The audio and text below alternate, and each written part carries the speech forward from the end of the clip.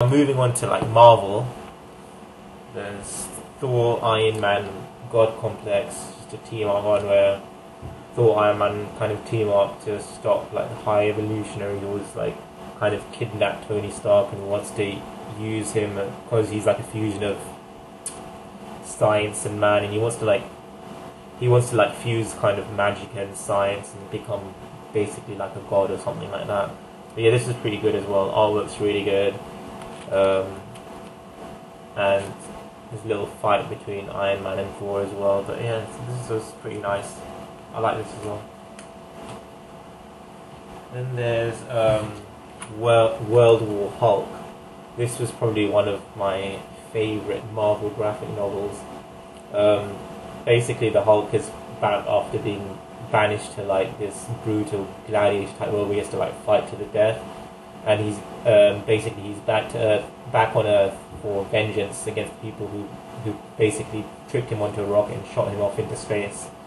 And this was like really good. This is like there's plenty of action, and it was kind of nice to see the Hulk kind of come back and get his revenge and kind of put those other kind of heroes in their place.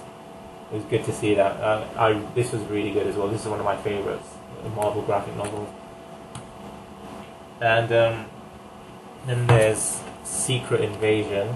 This is pretty fat as well, where the Kree Empire is like kind of invading Earth, and you don't know who to trust, and they're like shape-shifted into like all different heroes and different people in prominent positions and things like that.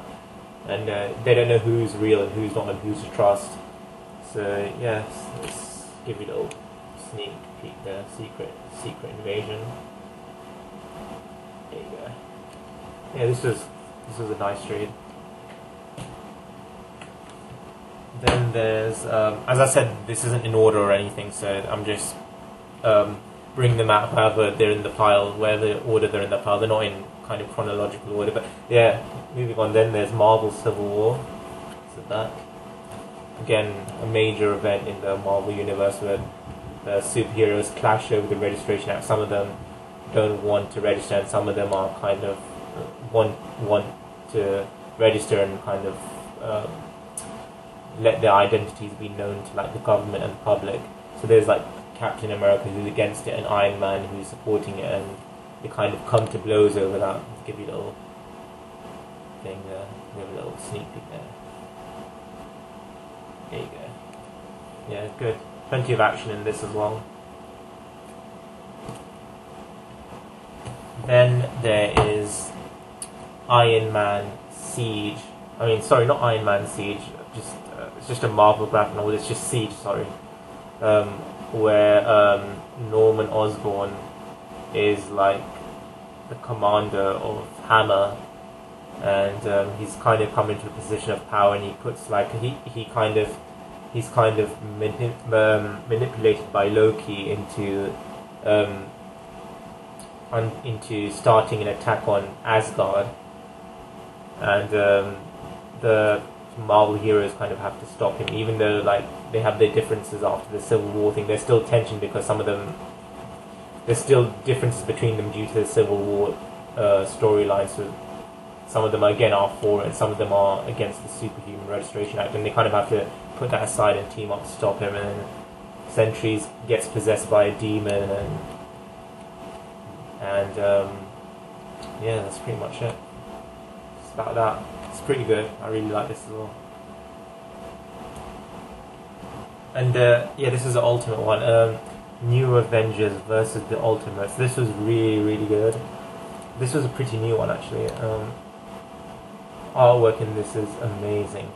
Plenty of action. Really enjoyed the story as well. And basically, I don't want to give spoilers, I guess. I've already given quite a few spoilers, but basically the Carol Danvers Ultimates are pitted against Nick Fury's Avengers because they both think that the other one is a traitor, and there's somebody who's kind of playing them both against each other. I'll give you another little peek there. And they're being played against each other basically. This is really good though. I recommend that one as well. Then there is Spider-Man Venom Returns. This was my first graphic novel. It was given to me by my grandfather, and this one is probably my favorite just because it holds the most sentimental value, and it's also my first one, and it also has my favorite villain, which is Venom. Look at that. Really like the cover to that as well. Yeah, basically Venom escapes from the vault and is after Spider-Man, and Spider-Man has to basically use his brains to stop him. Basically, like, Venom is just through a lot of things. Venom is just kicking Spider-Man's butt all throughout New York. Give you a little peek there. And Spider-Man has to kind of outsmart him to beat him. But this was really good, and this was definitely one of my favorites as well. Next up is Maximum Carnage, another Spider-Man graphic novel. It's pretty fat, as you can see. Yeah, again, Carnage is back, and Spider-Man has to team up with Venom and some other heroes to stop him. And Carnage is basically unleashing carnage all over New York, killing people and stuff like that. And it's up to Spider-Man, Venom, and some of the other heroes to stop him. So it's pretty good. I'll give you a little flick there of the artwork and things like that. Again, this is the kind of artwork that I really like, the 90s style, as I said before. Again, this is plenty of action here, plenty of cameos from quite a few of the superheroes. There you go. That's the back. Then there is Amazing Spider-Man Kraven's Last Hunt. This is really good as well, pretty deep story. Kraven is basically trying to show that he's superior to Spider-Man and beat him, and he buries him alive and kind of takes his place. And then there's another guy called Vermin who's running wild, and they have to stop him as well. This was really good as well. Then there's Amazing Spider-Man Volume 1. This is like just continuing on after his wife left him. Starts the JMS run there on Spider-Man, which is really good. Really good. Collects quite a few issues. He meets a guy with similar powers to him, and another guy who wants to feed off his powers, basically. But yeah, this was really good as well. It's the first volume of Amazing Spider-Man coming out. Then there's the second volume of Amazing Spider-Man as well, kind of just continuing on the story where Peter Parker is now a high school science teacher. And spoilers here, Aunt May discovers that he's Spider-Man as well.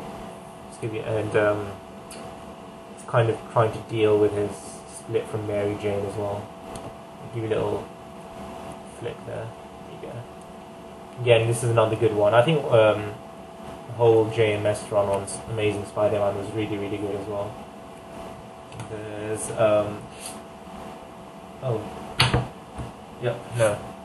Then there's Amazing Spider-Man Volume. I have some Amazing Spider-Man Volume 9 as well. I have some of the other ones in between as well, but again, they're all away, and I'll show you them some other time when I have them out. But yeah, this Skin Deep, again, spoilers here, his nerdy friend of his from high school is kind of covered in vibranium and basically becomes a murderous supervillain, and Spider-Man kind of has to stop him. It's pretty good as well. A little flick. Fantastic artwork as usual. Look at that.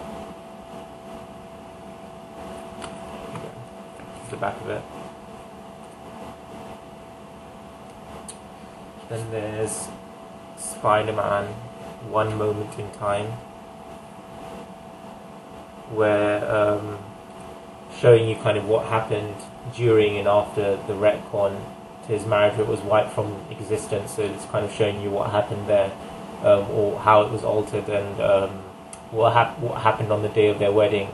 Well, how it was changed to wipe their wedding from existence. This was pretty good as well. His ex-wife, or never was wife, kind of comes back into his life, and they kind of have a nice little chit chat. Yeah, it's more kind of drama, love story than action, but yeah, it's okay. It's a pretty fun read, I guess. Then there is Spider-Man Torment by Todd McFarlane. again, he's another really amazing artist. He just makes Spider-Man look fantastic. This was just really good, just wall-to-wall action. As the title says, he's basically being tormented by this witch doctor lady, and she's controlling the lizard and just basically trying to kill Spider-Man, and he doesn't know why, and he's just, yeah, it's just pretty much all action. Look at that artwork, it's just amazing.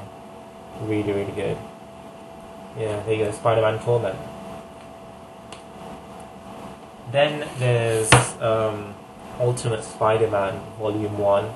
This is really good as well. One thing about this was the first page is kind of faded or blurred, whatever you want to call it.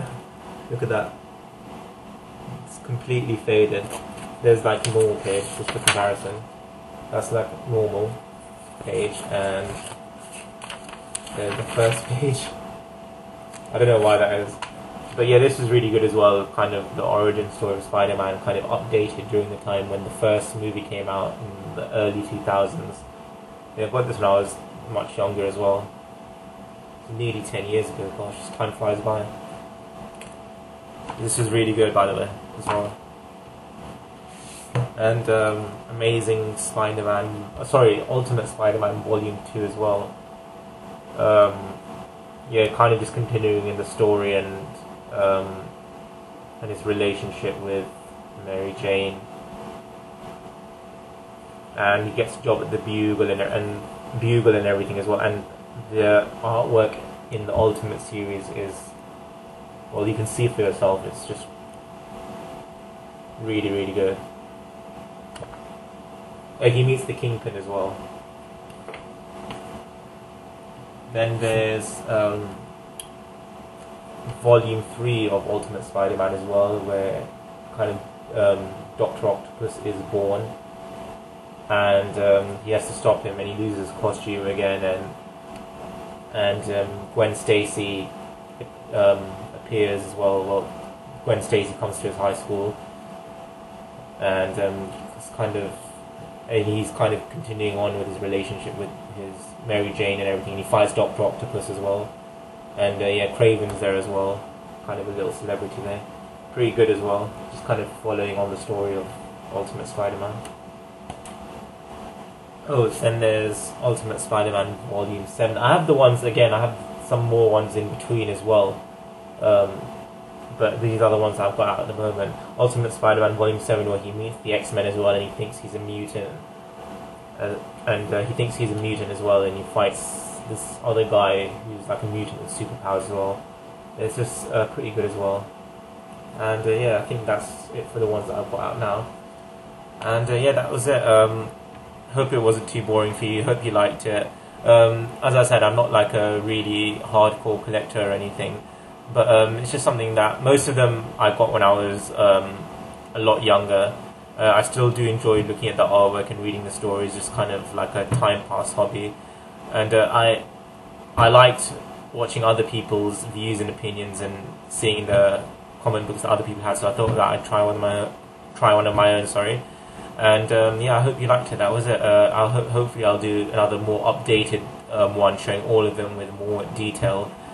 But that's it for today. Thank you very much for watching, and have a nice day. Bye.